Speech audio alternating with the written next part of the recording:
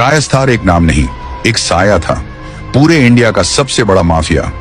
उसकी आवाज का मतलब था हुकूमत और उसकी आंखों में देखना मौत को बुलावा देना था। वो जो कहता वही कानून बन जाता। रेस्टार जब अपनी गाड़ी में निकलता तो ऐसा लगता जैसे कोई तूफान शहर को चीरता निकल गया हो।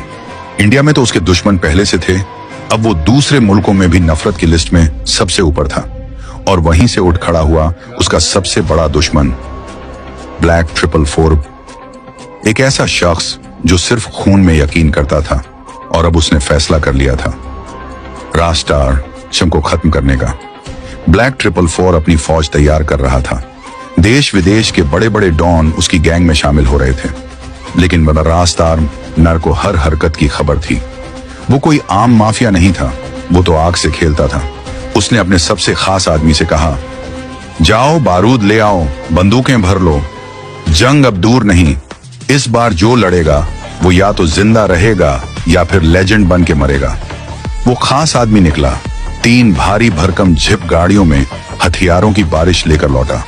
दूसरी तरफ ब्लैक 444 भी इंडिया की जमीन पर उतर चुका था। सड़कों पे सन्नाटा था और दिलों में आंधी। फिर आया वो दिन, वो एनब्रिज दरनाइन, जहां फैसला होना था। रायस्टार अपने साथियों के साथ पहुंचा। सामने पहले से खड़े थे ब्लैक 444 के गुंडे और फिर जंग छिड़ गई।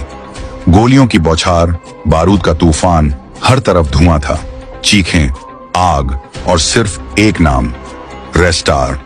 जब धुआं छटा, मैदान में सिर्फ खून था और गुंडों की लाशें। रेस्टार आगे बढ़ा, लेकिन तभी सामने खड़ा था ब्लैक 444 अपनी पूरी फौज के साथ। रेस्टार ने आंखें तरेरी, लेकिन तभी फिर से धुआं छा गया और जब वो धुआं हटा तो रेस्टार की आंखों के सामने एक ऐसा मंजर था जिसने उसके सीने को छलनी कर दिया। Part 2 comment.